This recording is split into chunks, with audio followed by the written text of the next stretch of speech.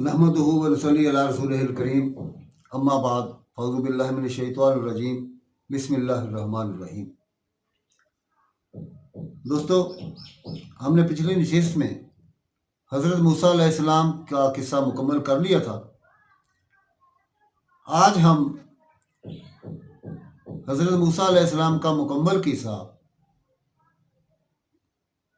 उसके नताइजो, फ़वाइद और इबरतें व हिकमतें और इख्तिसार के साथ मुकम्मल किस्सा हम एक ही नशिस्त में बयान करते हैं, ताकि जो साथी पिछली नशिस्तें तमाम की तमाम में शामिल नहीं हो सके, उनको एक ही नशिस्त में हज़रत मूसा अलैहिस्सलाम का मुकम्मल किस्सा समझने में कुछ मदद मिल सके। दोस्तों, मूसा की वजह तस्मिया के बारे में दो आरा है।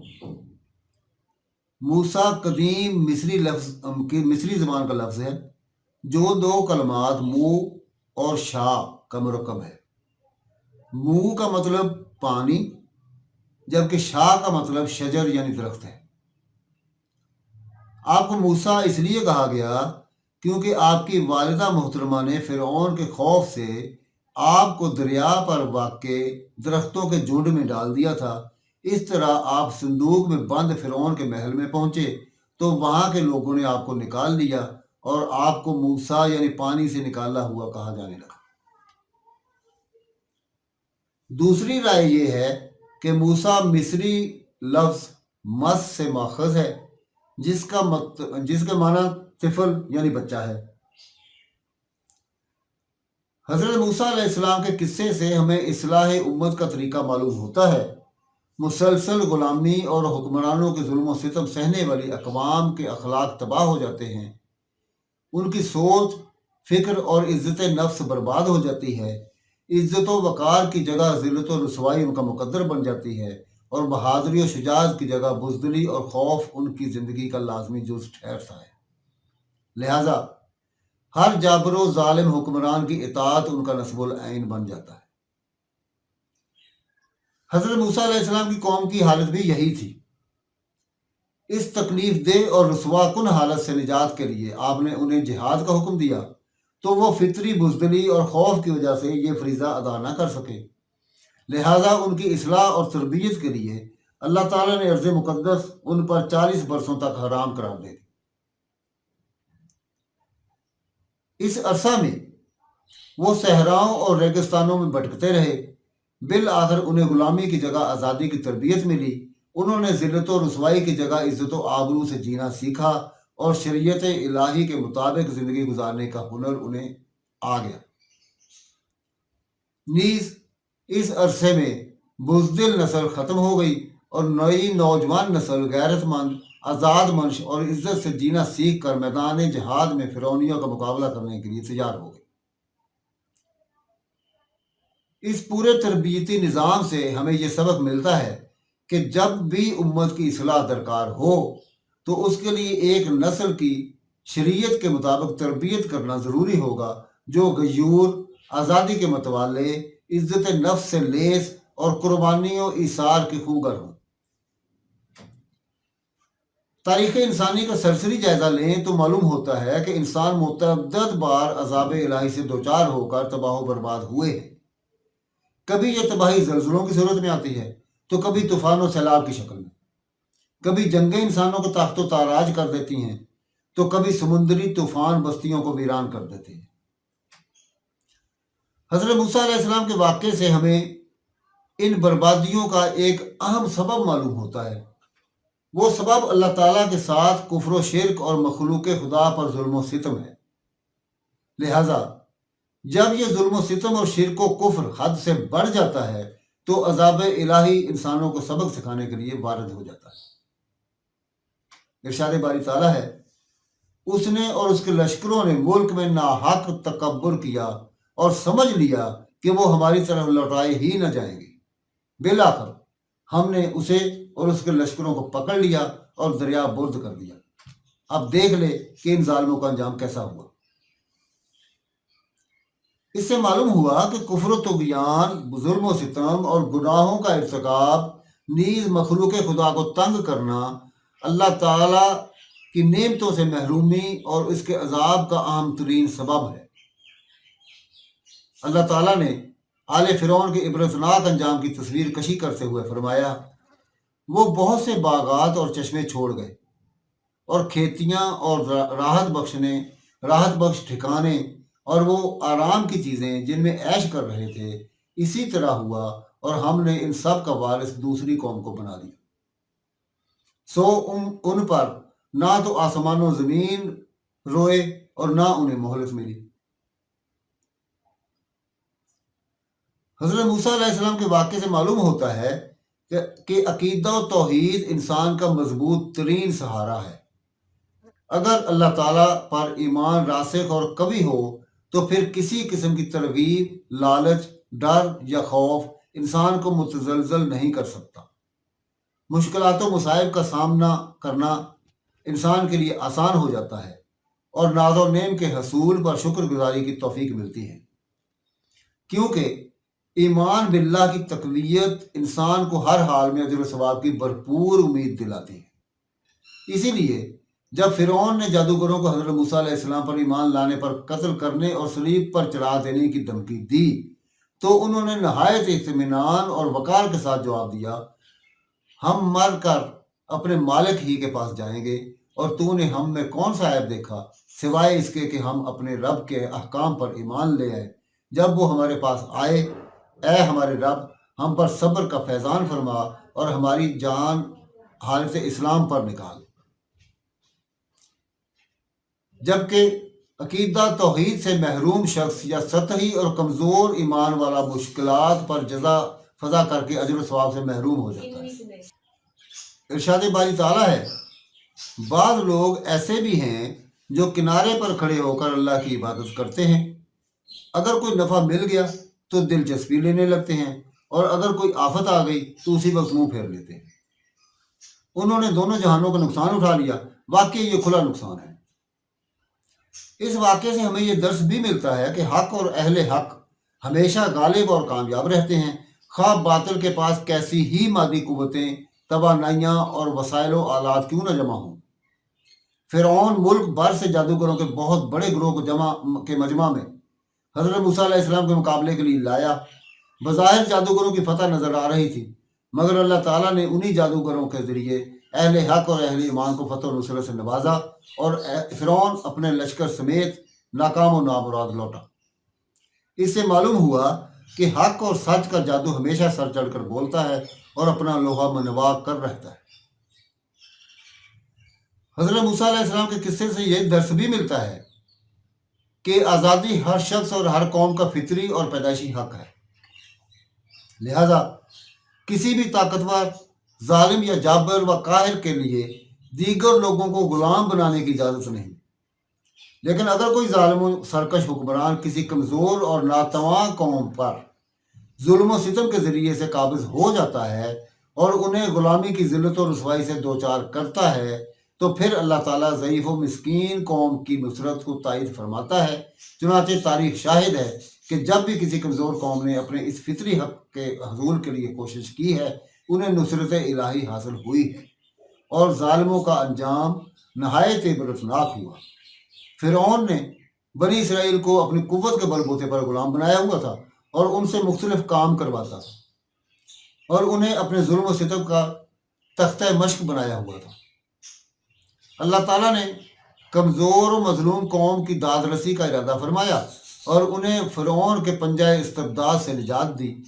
ارشاد باری تعالیٰ ہے، پھر ہم نے چاہا کہ ہم ان پر کرم فرمائیں جنہیں زمین میں بے حد کمزور کر دیا گیا تھا، اور ہم انہی کو پیشوا اور زمین کا وارث بنائیں، اور یہ بھی کہ ہم انہیں زمین میں قدرت و اختیار دیں، اور فرعون اور حامان اور ان کے لشکروں کو وہ کچھ دکھائیں جس سے وہ ڈر رہے تھے۔ فرعون کے ظلم و ستم پر حضرت موسیٰ علیہ السلام کی قوم کو صبر و تحمل کی نصیحت میں داعیان توحید و رسالت کے لیے استقامت و استقلال کا درس ہے۔ داعیان دعوت توحید کو ہمیشہ صبر کا دامن تھامے رکھنا چاہیے، جیسا کہ بنی اسرائیل نے کیا تھا۔ فرعون کی قتل و غارت گری اور طرح طرح کے عذابوں پر حضرت موسیٰ علیہ السلام نے قوم کو درج ذیل تسلی دی تھی، جو ہر داعی حق کے لیے تا قیامت تشفی کا باعث ہے۔ ارشاد باری تعالیٰ ہے، اللہ تعالیٰ کا سہارا حاصل کرو اور صبر کرو، یہ زمین اللہ تعالیٰ کی ہے، اپنے بندوں میں سے جسے چاہے مالک بنا دے، اور اخیر کامیابی انہی کی ہوتی ہے جو اللہ سے ڈرتے ہیں۔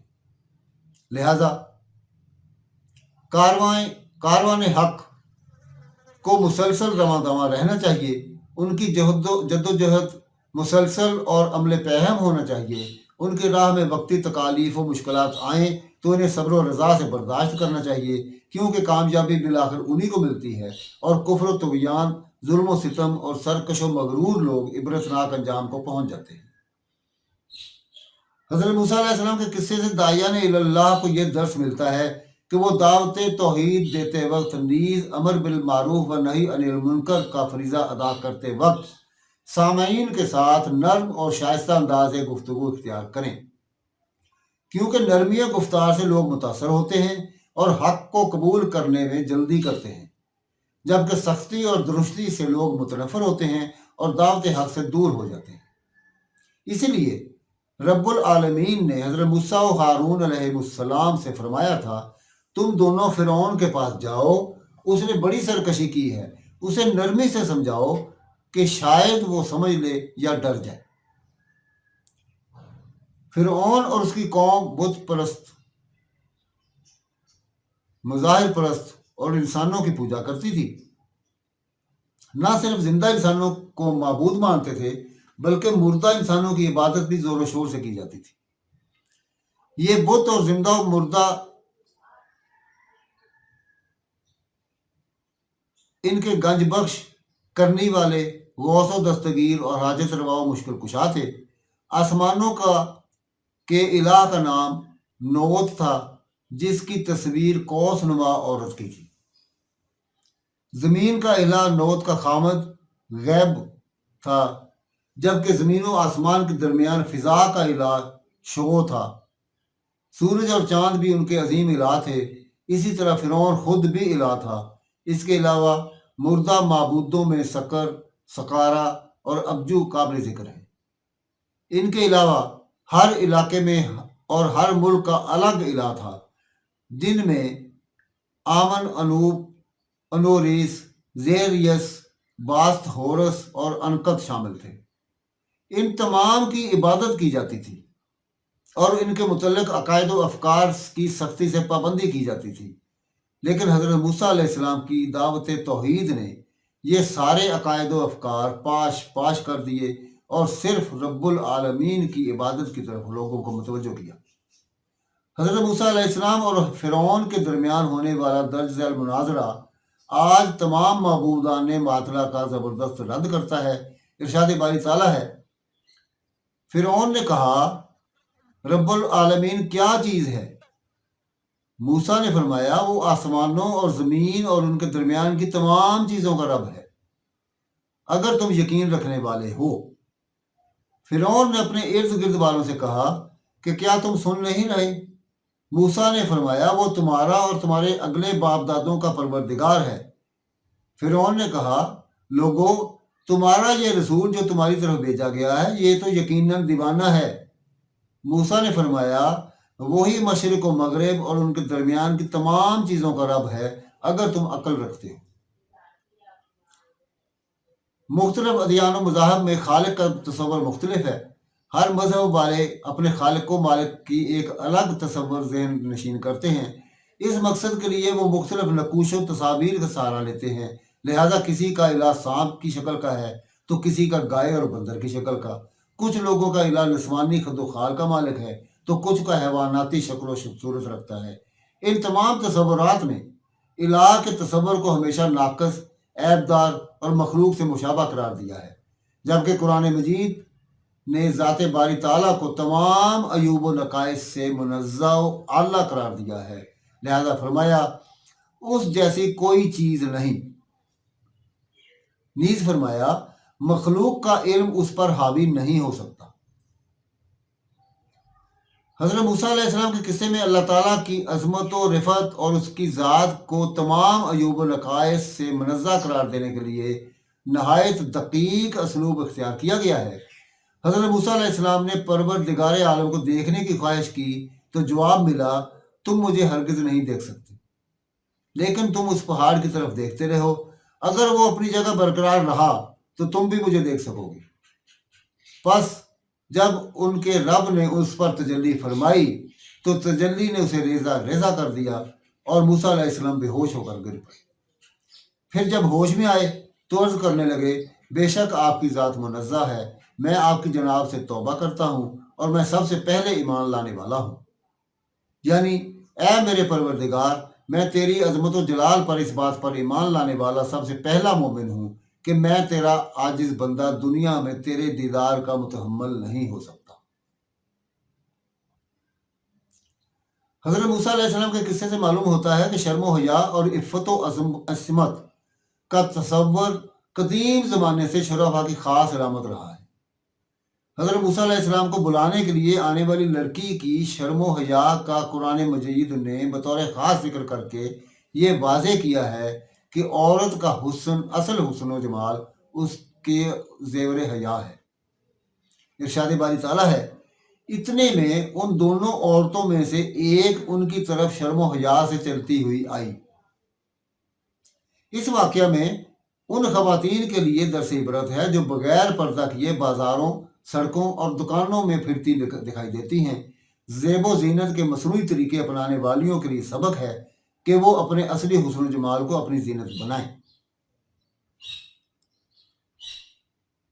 رسول اکرم صلی اللہ علیہ وآلہ وسلم نے حیا کی فضیلت بیان کرتے ہوئے فرمایا، حیا سراسر خیر ہے۔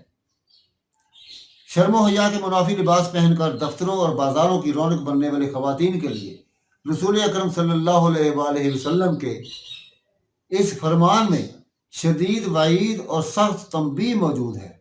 آپ نے فرمایا، جہنم کے دو گروہوں کو میں نے نہیں دیکھا جو آخری زمانے میں نمودار ہوں گے۔ ان میں سے ایک گروہ کی عورتیں لباس پہنے ہوئے بھی برہنہ ہوں گی، کندھوں کو اچکا کر چلنے والیاں بدکار عورتوں کی طرح چلنے والیاں ہوں گی، جن کے سر بختی اونٹوں کے کوہان کی طرح ہوں گے، یعنی بلند جوڑے کیے ہوئے ہوں گے۔ وہ جنت میں داخل نہ ہوں گی، نہ جنت کی خوشبو انہیں آئے گی، حالانکہ جنت کی خوشبو طویل فاصلے پر بھی پائی جائے گی۔ حضرت موسیٰ علیہ السلام کے قصے سے ہمیں طلب علم اور حصول علم کے لیے پختہ عزم، مضبوط قوت ارادی اور سفر کی مشقت کو صبر و حوصلے سے برداشت کرنے کا سبق ملتا ہے۔ حضرت موسیٰ علیہ السلام سے ایک مجلس میں سوال کیا گیا کہ سب سے بڑا عالم ربانی کون ہے؟ آپ نے جواب دیا، میں۔ اس پر اللہ تعالیٰ نے اپنے ایک صالح بندے کے متعلق وحی کی کہ وہ آپ سے بڑے عالم ہیں، لہذا حضرت موسیٰ علیہ السلام نے باوجود کہ آپ کلیم اللہ اور اولوالعزم رسول تھے، طلب علم کا ارادہ فرمایا اور اس غرض سے طویل اور پرمشقت سفر کا عزم کیا۔ اپنے پختہ عزم کا اظہار کرتے ہوئے فرمایا، میں تو چلتا ہی رہوں گا یہاں تک کہ دو دریاؤں کے سنگم پر پہنچوں، خواہ مجھے سال ہا سال چلنا پڑے۔ حصول علم کے لیے سخت محنت، ذہانت، طویل عرصہ اور استاذ کی صحبت و نگرانی ضروری ہے۔ امام شافعی رحمہ اللہ نے حصول علم کی شرط بیان کرتے ہوئے فرمایا، میرے عزیز، علم حاصل کرنے کے لیے 6 چیزیں ضروری ہیں، میں تمہیں ان کی تفصیل بتاتا ہوں۔ وہ یہ ہیں: ذہانت و فطانت، شوق و ذوق، سخت محنت، گزارے کے لیے خرچ، استاد کی صحبت اور طویل عرصہ تک جد و جہد۔ حضرت موسیٰ علیہ السلام کے سفر علم سے ہمیں استاد کے ادب و احترام کا درس ملتا ہے۔ حضرت موسیٰ علیہ السلام بلند مقام رسول اور کلیم اللہ ہیں۔ آپ کے طرز تکلم سے طالبان علم کو سبق ملتا ہے کہ استاد کے ساتھ ہمیشہ نرم و پست آواز میں گفتگو کرنی چاہیے، جیسا کہ آپ نے اپنے استاد سے حصول علم کی عرض کرتے ہوئے کہا، کیا میں آپ کی اتباع کروں کہ آپ مجھے وہ نیک علم سکھا دیں جو آپ کو سکھایا گیا ہے۔ اس واقعے سے یہ بھی معلوم ہوتا ہے کہ شاگرد کو استاد کی صحبت کے دوران میں صبر و تحمل کا مظاہرہ کرنا چاہیے۔ استاد کی توجیحات اور ہدایات کو نہایت غور سے سننا چاہیے۔ اگر شاگرد سے غلطی ہو جائے تو فوراً استاد سے معافی کا طلبگار ہو۔ استاد کی اطاعت و فرما برداری کے لیے ہر وقت تیار رہے۔ نیز یہ بھی سبب ملتا ہے کہ استاد کو بھی شاگرد کی غلطیوں پر درگزر کرنی چاہیے۔ اللہ تعالیٰ نے بنی اسرائیل پر متعدد انعامات ارزانی کیے تھے۔ ان کی ایک جھلک درج ذیل نکات میں دیکھی جا سکتی ہے۔ اللہ تعالیٰ نے بنی اسرائیل کو اس وقت کے تمام لوگوں پر افضلیت و برتری عطا فرمائی۔ فرعونیوں کے ذلت آمیز تسلط اور غلامی سے نجات عطا کی اور انہیں معزز اور آزاد قوم بنایا۔ ان کے دشمن فرعون اور اس کے لشکر کو ان کی آنکھوں کے سامنے غرقاب کیا، جس سے ان کو دلی راحت ملی۔ انہوں نے پینے کے پانی کی قلت کی شکایت کی تو ہر قبیلے کے لیے الگ الگ چشمے جاری فرما دیے۔ سورج کی گرمی اور تپش نے انہیں پریشان کیا تو انہیں بادلوں کے خوشگوار سائے عطا کیے۔ ان کی خوراک کا بندوبست من و سلوا کی شکل میں کر دیا گیا۔ ان تمام انعام و اکرام کے باوجود انہوں نے اللہ کی ناشکری کی اور اس کے ساتھ شرک جیسا کبھی جرم کیا، اپنے نبی کی نافرمانی کی اور جہاد فی سبیل اللہ سے منہ موڑا تو انہیں طرح طرح کے عذابوں اور سزاؤں کا سامنا کرنا پڑا، جو کہ ہر ناشکرے اور مشرک کا نصیب ہوا کرتا ہے۔ ارشاد باری تعالیٰ ہے، اگر تم شکر گزاری کرو گے تو بے شک میں تمہیں زیادہ دوں گا، اور اگر تم ناشکری کرو گے تو یقیناً میرا عذاب بہت سخت ہے۔ آج مسلمانان عالم کو اللہ تعالیٰ نے ہر طرح کی نعمتیں وافر عطا فرمائی ہیں، لیکن اس کے باوجود دنیا بھر میں معتوب اور ذلیل و خوار بھی مسلمان ہی ہیں۔ ان کے پاس مال و دولت کی کمی ہے، نہ افواج و اسلحہ کی، ذہین اور عقل مند ماہرین کی کمی ہے، نہ جدید وسائل کے حصول کے لیے سائنسدانوں کی قلت ہے۔ پھر کیا وجہ ہے کہ مسلمان ان ساری نعمتوں کے باوجود دنیا کی حقیر ترین، مظلوم ترین اور بے بس قوم ہے؟ کہیں یہ ذلت و رسوائی کا عذاب اللہ تعالیٰ کی بے شمار نعمتوں کی ناشکری کا نتیجہ تو نہیں؟ حضرت موسیٰ علیہ السلام کے قصے سے یہ درس بھی ملتا ہے کہ مظلوم کی بد دعا سے بچنا چاہیے۔ اللہ تعالیٰ مظلوم کی دعا فوراً قبول فرما لیتا ہے، جیسا کہ ارشاد نبوی ہے، مظلوم کی بد دعا سے بچ، کیونکہ اس کی قبولیت اور اللہ تعالیٰ کے درمیان کوئی حجاب نہیں۔ حضرت موسیٰ علیہ السلام کی قوم فرعونیوں کے ظلم و ستم کا شکار تھی۔ آپ نے فرعونیوں کو ہر ممکن طریقے سے ظلم سے روکنے اور انہیں حق قبول کرنے کی دعوت دی، مگر ان کی دولت و امارت ہر لمحے ان کے فخر و غرور میں اضافہ کرتی گئی اور ان کا ظلم و ستم ہر گھڑی بڑھتا گیا۔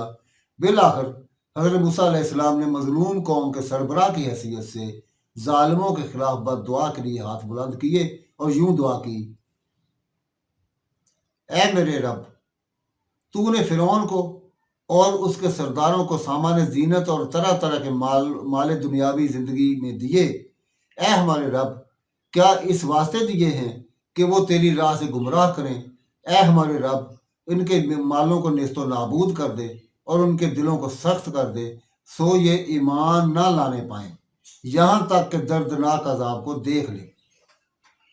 اللہ تعالیٰ نے اپنے مظلوم بندے کی پکار سن لی اور ظالم و جابر قوم کو ایسے عذاب چکھائے، قحط سالی سے ان کے باغات اور فصلیں ختم کر دیں، کبھی سیلاب اور طوفان سے انہیں تباہ و برباد کر دیا، کبھی ٹڈی دل کے ذریعے سے ان کی فصلیں ویران کر دیں، جس سے غلے کی شدید قلت ہو گئی۔ ان پر جوؤں کا عذاب مسلط کر دیا، جن سے ان کی زندگی اجیرن بنا دی گئی۔ ان کے کھانوں، مشروبات، گھروں، بستروں اور محفلوں کو مینڈکوں سے بھر دیا، جنہوں نے پھدک پھدک کر ان کے آرام و سکون اور عیش و عشرت کو غارت کر دیا۔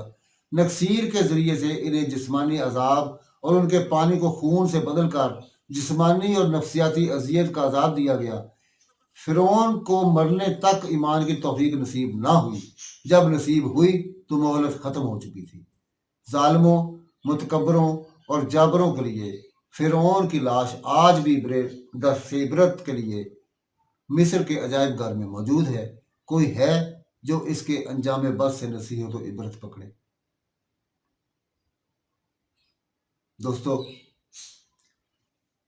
آج ہم نے بیان کیا کہ ہم نے حضرت موسیٰ علیہ السلام کے قصے سے کیا درس لیا اور ہمیں کیا کچھ سیکھنے کو ملا۔ یہاں پر آج حضرت موسیٰ علیہ السلام کا قصہ مکمل ہوا۔ انشاءاللہ تعالی ہم اگلی نشست میں حضرت شعیہ بن امسیہ علیہ السلام کا تذکرہ کریں گے۔